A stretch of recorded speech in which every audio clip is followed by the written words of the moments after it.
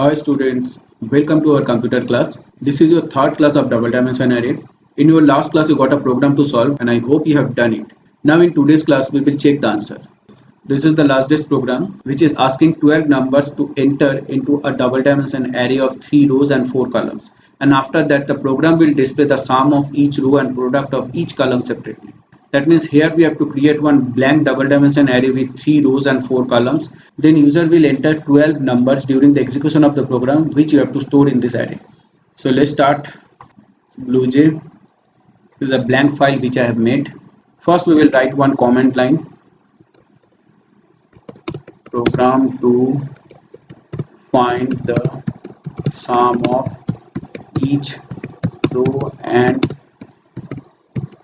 product of each column. Now here we have to import scanner class as we need to take runtime input during the execution of the program. Import java.util.scanner. Then start your class my class. Then we will write the program in main function. Public static void main string args.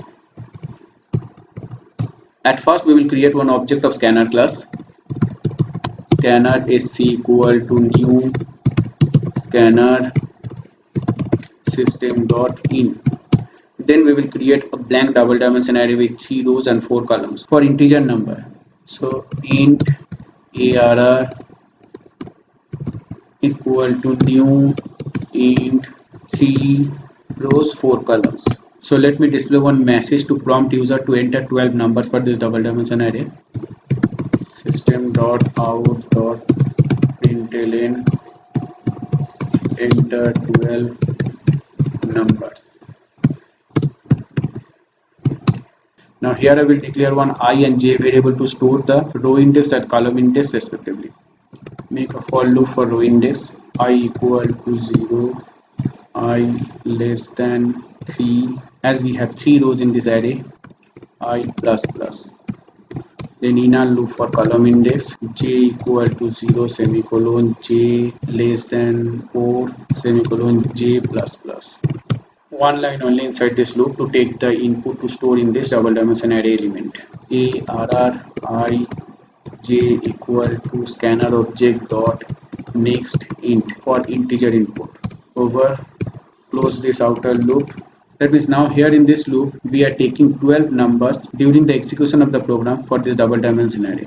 Now we will print this double dimension array in matrix form. For that again you have to make this nested loop for I equal to 0 semicolon I less than 3 I plus plus. Inside that inner loop j equal to 0 j less than 4 j plus plus. Inside the loop system dot out dot print arr I j and then one tab space to separate the elements in a single loop. And after this inner loop system.out.println to bring the cursor to the beginning of the next line. Over. Now here we are displaying the double dimension array in matrix form, and in this inner loop we are printing all elements of a single row. So when we are printing all elements of a single row, that time only we will calculate their sum. Means we will calculate the sum of all the elements of one row which we are displaying here in this inner loop, and then we will print it. So here before this loop you declare one row sum variable rs and initialize this variable by 0, and then here in inner loop when we are displaying the elements of single row you add that element to this row sum variable rs plus equal to arr I j. That means now in this inner loop we are displaying all elements of a single row and we are calculating their sum. Means after this inner loop we will get the sum of all the elements of a single row which has been displayed here. Now what is left, we will display this row sum value after the row.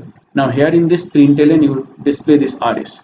That means after displaying all the elements of a single row, the row sum value of that row will be displayed. And then ln to come to the next line to display the next row for the next execution of this outer loop, where we will get the row sum of the next row. So in this loop, we are displaying the double dimension array in matrix format, and we are calculating and displaying the sum of each row beside the rows. Now after that, we will calculate the product of each column. For that, again we have to make one nested loop, but this time outer loop will be for column index, because for one column we need all row elements. For j equal to 0, j less than 4, j plus plus, and for that one column index we need all row index.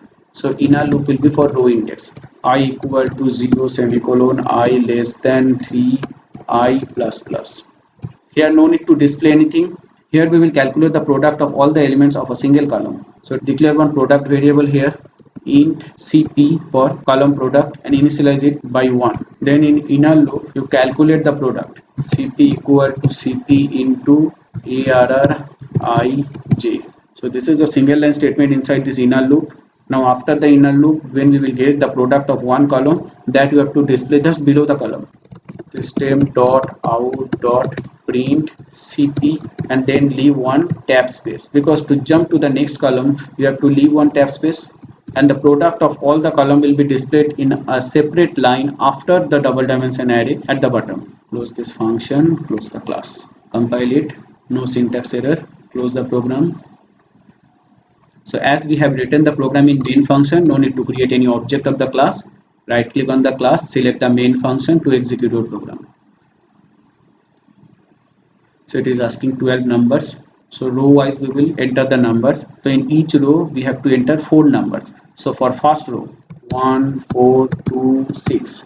Now for second row again 4 numbers, 7, 3, 9, 0.